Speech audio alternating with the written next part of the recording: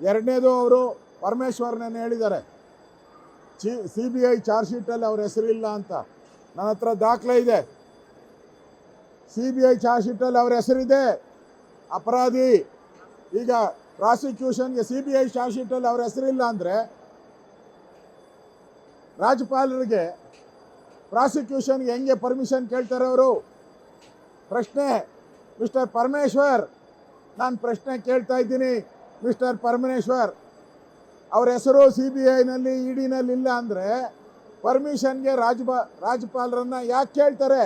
ಹೆಸರಿಲ್ದವ್ರು ಕೇಳೋಕ್ಕೆ ಯಾವ ಅಧಿಕಾರ ಇದೆಯಾ? ಅಷ್ಟಾದರೂ ಕಾಮನ್ ಸೆನ್ಸ್ ಬೇಡವಾ ಕಾಂಗ್ರೆಸ್ ಅವ್ರು? ನಿಮಗೆ ಎಲ್ಲ ಮುಚ್ಚಾಕ್ತಾ ಇದ್ದೀರಾ.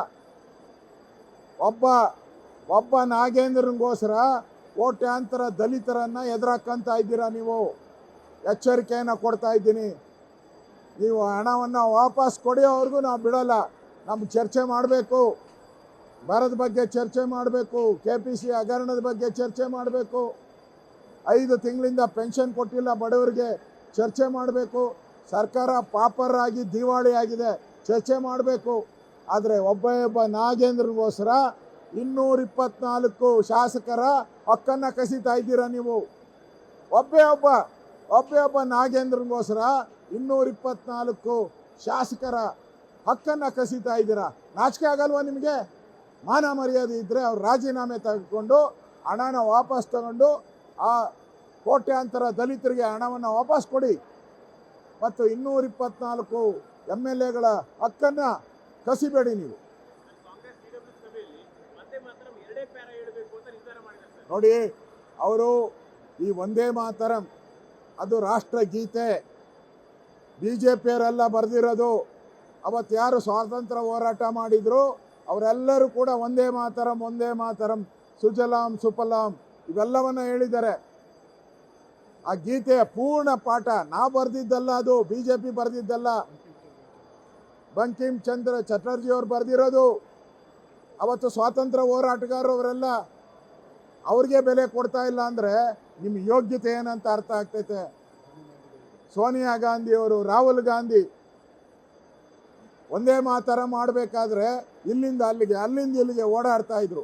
ಇದೇನಾ ಗೌರವ ನಿಮಗೆ? ಇದೇನಾ ಸಂವಿಧಾನ?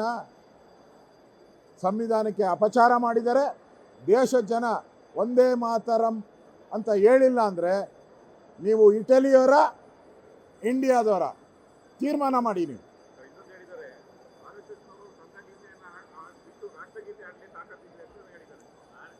ನಾವು ದಿನ ರಾಷ್ಟ್ರಗೀತೆಯನ್ನು ದಿನ ಆಡ್ತೀರಿ, ಸಂಘದ ಫಂಕ್ಷನಲ್ಲೂ ರಾಷ್ಟ್ರಗೀತೆ ಆಡ್ತೀರಿ, ವಂದೇ ಮಾತರಮೂ ಆಡ್ತೀರಿ. ನಾವು ಭಾರತೀಯರು, ನಾವು ಇಟಲಿದವರಲ್ಲ, ನಾವು ಇಟಲಿ ಅಲ್ಲ, ನಾವು ಭಾರತೀಯರು. ನಾವು ವಂದೇ ಮಾತರಮೂ ಆಡ್ತೀರಿ, ಜನಗಣ ಮನನೂ ಆಡ್ತೀರಿ. ಎರಡನೇದು ಅವರು ಪರಮೇಶ್ವರ್ನೇ ಹೇಳಿದ್ದಾರೆ, CBI ಚಾರ್ಜ್ ಶೀಟಲ್ಲಿ ಅವ್ರ ಹೆಸರಿಲ್ಲ ಅಂತ. ನನ್ನ ಹತ್ರ ದಾಖಲೆ ಇದೆ. CBI ಚಾರ್ಜ್ ಶೀಟಲ್ಲಿ ಅವ್ರ ಹೆಸರಿದೆ, ಅಪರಾಧಿ. ಈಗ ಪ್ರಾಸಿಕ್ಯೂಷನ್ಗೆ CBI ಚಾರ್ಜ್ ಶೀಟಲ್ಲಿ ಅವ್ರ ಹೆಸರಿಲ್ಲ ಅಂದರೆ ರಾಜ್ಯಪಾಲರಿಗೆ ಪ್ರಾಸಿಕ್ಯೂಷನ್ಗೆ ಹೆಂಗೆ ಪರ್ಮಿಷನ್ ಕೇಳ್ತಾರೆ ಅವರು? ಪ್ರಶ್ನೆ ಮಿಸ್ಟರ್ ಪರಮೇಶ್ವರ್, ನಾನು ಪ್ರಶ್ನೆ ಕೇಳ್ತಾ ಇದ್ದೀನಿ. ಮಿಸ್ಟರ್ ಪರಮೇಶ್ವರ್, ಅವ್ರ ಹೆಸರು CBIನಲ್ಲಿ EDನಲ್ಲಿ ಇಲ್ಲ ಅಂದರೆ ಪರ್ಮಿಷನ್ಗೆ ರಾಜ್ಯಪಾಲರನ್ನ ಯಾಕೆ ಕೇಳ್ತಾರೆ? ಹೆಸರಿಲ್ದವ್ರು ಕೇಳೋಕ್ಕೆ ಯಾವ ಅಧಿಕಾರ ಇದೆಯಾ? ಅಷ್ಟಾದರೂ ಕಾಮನ್ ಸೆನ್ಸ್ ಬೇಡವಾ ಕಾಂಗ್ರೆಸ್ ಅವ್ರು? ನಿಮಗೆ ಎಲ್ಲ ಮುಚ್ಚಾಕ್ತಾ ಇದ್ದೀರಾ. ಒಬ್ಬ ನಾಗೇಂದ್ರನಿಗೋಸ್ಕರ ಕೋಟ್ಯಾಂತರ ದಲಿತರನ್ನ ಎದುರಾಕಂತ ಇದ್ದೀರಾ ನೀವು. ಎಚ್ಚರಿಕೆಯನ್ನು ಕೊಡ್ತಾ ಇದ್ದೀನಿ. ನೀವು ಹಣವನ್ನು ವಾಪಸ್ ಕೊಡೋವರೆಗೂ ನಾವು ಬಿಡೋಲ್ಲ.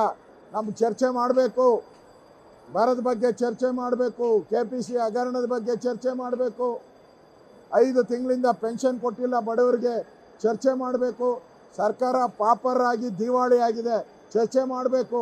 ಆದರೆ ಒಬ್ಬ ನಾಗೇಂದ್ರನಿಗೋಸ್ಕರ 224 ಶಾಸಕರ ಹಕ್ಕನ್ನು ಕಸಿತಾ ಇದ್ದೀರಾ ನೀವು.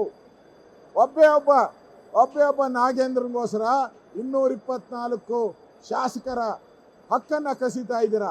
ನಾಚಿಕೆ ಆಗಲ್ವಾ ನಿಮಗೆ? ಮಾನ ಮರ್ಯಾದೆ ಇದ್ದರೆ ಅವ್ರು ರಾಜೀನಾಮೆ ತೆಗೆದುಕೊಂಡು ಹಣನ ವಾಪಸ್ ತಗೊಂಡು ಆ ಕೋಟ್ಯಾಂತರ ದಲಿತರಿಗೆ ಹಣವನ್ನು ವಾಪಸ್ ಕೊಡಿ. ಮತ್ತು 224 MLAಗಳ ಹಕ್ಕನ್ನು ಕಸಿಬೇಡಿ ನೀವು. ನೋಡಿ, ಅವರು ಈ ವಂದೇ ಮಾತರಂ ಅದು ರಾಷ್ಟ್ರಗೀತೆ, BJPಯವರೆಲ್ಲ ಬರೆದಿರೋದು. ಅವತ್ತು ಯಾರು ಸ್ವಾತಂತ್ರ್ಯ ಹೋರಾಟ ಮಾಡಿದ್ರು ಅವರೆಲ್ಲರೂ ಕೂಡ ವಂದೇ ಮಾತರಂ ವಂದೇ ಮಾತರಂ, ಸುಜಲಾಂ ಸುಫಲಾಂ ಇವೆಲ್ಲವನ್ನ ಹೇಳಿದ್ದಾರೆ.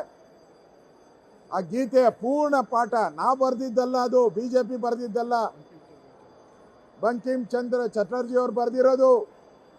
ಅವತ್ತು ಸ್ವಾತಂತ್ರ್ಯ ಹೋರಾಟಗಾರರು ಅವರೆಲ್ಲ ಅವ್ರಿಗೆ ಬೆಲೆ ಕೊಡ್ತಾ ಇಲ್ಲ ಅಂದರೆ ನಿಮ್ಮ ಯೋಗ್ಯತೆ ಏನಂತ ಅರ್ಥ ಆಗ್ತೈತೆ. ಸೋನಿಯಾ ಗಾಂಧಿ ಅವರು, ರಾಹುಲ್ ಗಾಂಧಿ ಒಂದೇ ಮಾತರ ಮಾಡಬೇಕಾದ್ರೆ ಇಲ್ಲಿಂದ ಅಲ್ಲಿಗೆ ಅಲ್ಲಿಂದ ಇಲ್ಲಿಗೆ ಓಡಾಡ್ತಾ ಇದ್ರು. ಇದೇನಾ ಗೌರವ ನಿಮಗೆ? ಇದೇನಾ ಸಂವಿಧಾನ? ಸಂವಿಧಾನಕ್ಕೆ ಅಪಚಾರ ಮಾಡಿದರೆ ದೇಶದ ಜನ ಒಂದೇ ಮಾತರಂ ಅಂತ ಹೇಳಿಲ್ಲ ಅಂದರೆ ನೀವು ಇಟಲಿಯವರ ಇಂಡಿಯಾದವರ ತೀರ್ಮಾನ ಮಾಡಿ. ನೀವು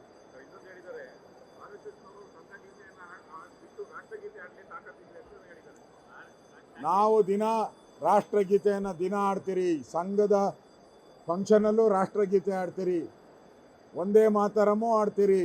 ನಾವು ಭಾರತೀಯರು, ನಾವು ಇಟಲಿದವರಲ್ಲ, ನಾವು ಇಟಲಿ ಅಲ್ಲ, ನಾವು ಭಾರತೀಯರು. ನಾವು ಒಂದೇ ಮಾತರಮೂ ಆಡ್ತೀರಿ, ಜನಗಣ ಮನನೂ ಆಡ್ತೀರಿ.